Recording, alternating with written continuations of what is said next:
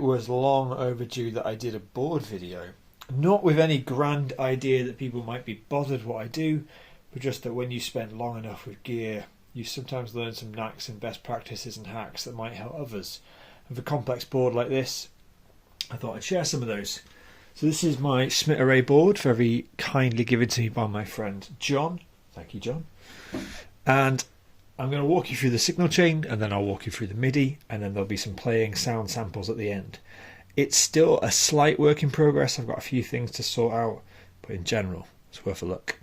So my input comes in at the side here, at the side of the Smith Array, into a Gig Rig Synco, which is a passive TRS patch bay. The handy thing with it being TRS, it means I can also run my expression pedal through TRS into one of these plugs, then out the TRS into the Morningstar, and so I don't have to have that hardwired in on the board. And I've done the same with my HX Stomp headphone output running through to here with an adapter on the side for when I want to practice through headphones or monitor personally through in-ears. So the input here leads through, and the first thing it touches, still passive at this point, is up here. Now this is my kind of revolving door slot. Sometimes it's an overdrive, sometimes it's a fuzz, sometimes it's something if I just want to try it out.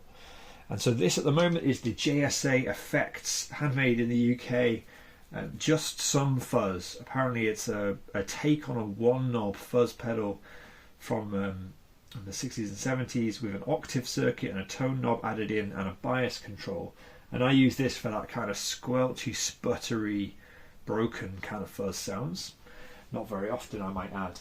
Out of here, before we get to any of the looping fun that's underneath, we go to the Jackson Audio Blossom. It's their optical compressor, and I have it always on, all the knobs all the way up. But the joy of this pedal is the tilt EQ.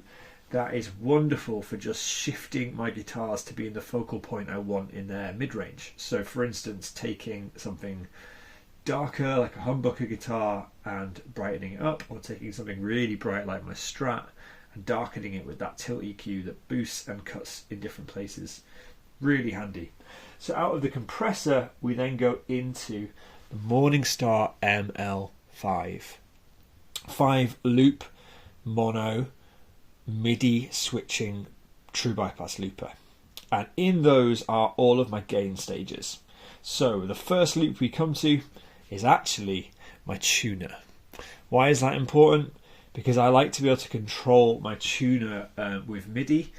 I kind of do this a lot on modelers like the Helix, and I've got used to it. So this button here is my tap tempo, but also when I hold and release, it turns the loop for the tuner on, which is loop A.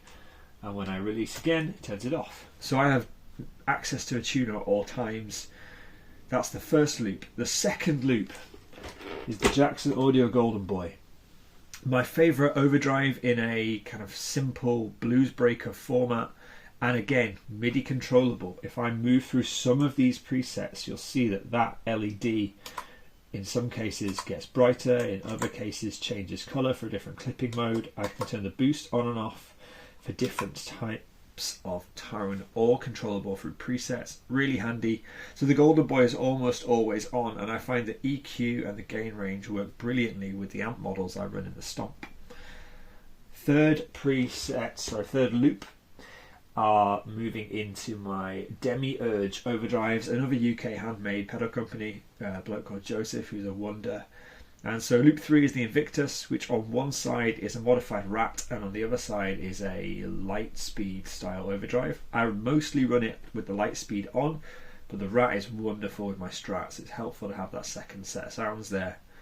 Loop 4 is the Orthos, which is his take on a kind of Victory Kraken high gain, and I find this just has a mid-range presence that works wonderfully with single coils. So that's in loop 4. And then in loop 5 is my fuzz. At the moment it is a JSA, another JSA pedals, Fuzztronaut. It's his own design. It's a 6 knob, in this case germanium, but he does them in silicon, and it's a really thick, fat, kind of gnarly fuzz. Can do just overdrives and simple stuff, can do Stark battery stuff, but I love for my fuzz at the end of my gain change gain stages just to sit on top and squash everything. That's what it's for. Out of the looper, we hit the Electro Harmonix POG 2. This is their big flagship octave and harmony pedal. It does everything, and it does it all by MIDI as well. So as you can tell, I've got a bit of a MIDI thing going on this rig. Out of the Hog, which is controlled by MIDI, so I don't need to access it, we go up to the input of the HX Stomp. So up to this point we're in mono. In the Stomp we split to stereo for 2 amps, which I usually run the matchless. Let's just quickly double check which ones. I run the Line 6 Litigator on the left and a matchless channel 1, Matchstick channel 1 on the right. Into a pair of double IRs, some David Hislop and something else in there. I use the same preset for almost everything, so it's been a long time since I've needed to edit that. And then we go out stereo through the HX Stomp's effects loop. Currently, because of the format of TRS send and TRS input, it goes straight into the hologram microcosm. My plan is to build a stereo breakout junction box to go under my board to allow it to go to the Empress first instead. But for now, we've got the hologram, which handles lots of glitchy micro loop texture stuff, some beautiful ambient soundscapes and looping. From there it goes into the Empress ecosystem, double delay unit for all my delay sounds, 90-something% of them. From there into the Eventide H9 for things like modulation, but also some other kind of odd granular stuff. From there into the Walrus R1 for my reverb, and then back into the HX Stomp. From there we've got outputs for stereo or for headphones. That's the audio chain, but everything except my compressor and my first fuzz is controllable by MIDI. And that is all done through the Morningstar MC6. This is a Mark II, but it's not the Pro. And the way I organise it is I have a bank, which is my general access sounds. That is a rhythm sound, a slightly hotter rhythm sound with a more prominent delay. There's a kind of long delay, moody sound. There's an ambient, a slide guitar tone. There's a sound to reminisce over a few of my favourite DL4 delay sounds. There's a general lead tone, and then there's a chug, kind of heavy tone. And then I've got a chorus, and a pure clean, and then a couple of different flavours of wet. If you're a church guitarist, one's Bethel, one's Hillsong. The way I like to approach this stuff though, is those are my template sounds. And then on top of those templates, I like to add texture effects. How do I do that? This aux switch right here. So I've got a tap tempo and tuner on this one. And then I have a gain switch. Now this cycles through 4 gain presets, if you will. The first one is my standard low gain Golden Boy and then high gain Golden Boy. Number 3 adds the Invictus, the light speed on top of that. So it stacks an overdrive on to lift the sound. And then the 4th is to go straight to the Kraken for the highest gain sound I have. On any one of those sounds, I can double tap to add in the fuzz in loop E and to disengage the fuzz. The next switch is for the Hog. Again, this is a cycle, so that my first one, just to show you that things are changing, my first one takes me to an octave up, my second one is an octave down, and my third is a freeze effect, which then toggles the expression pedal to be controlling the freeze at the toe down. Double tap reduces that to 0. I have a H9 switch, which toggles from 0 to 100 on the expression pedal, so it ramps 0 to 100 like that. And then the final one, which isn't labelled, is my microcosm.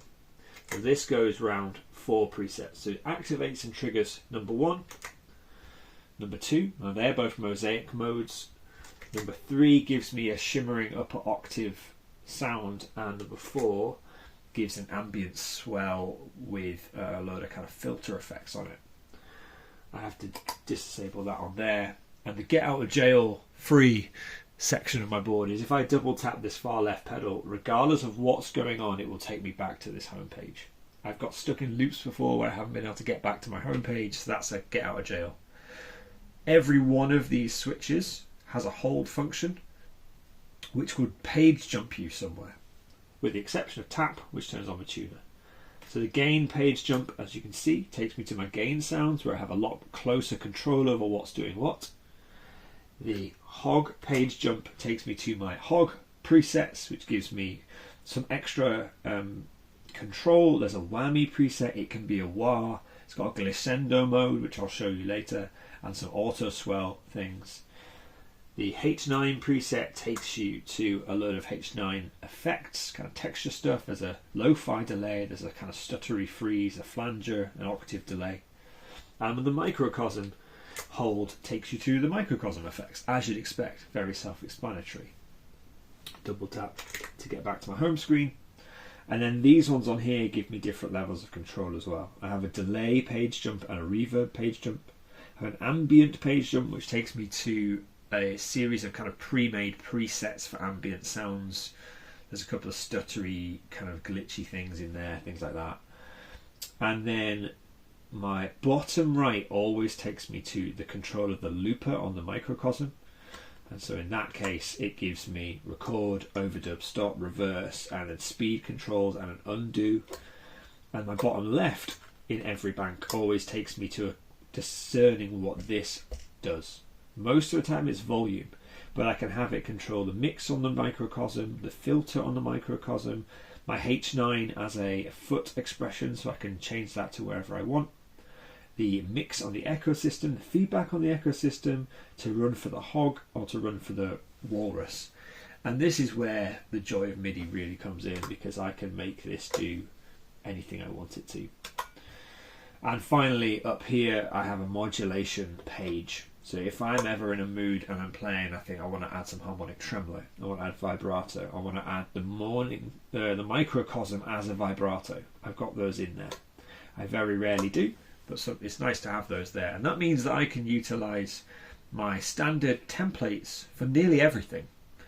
And then I can add and subtract as I need, knowing that a stamp on this will reset it back to a kind of blank canvas.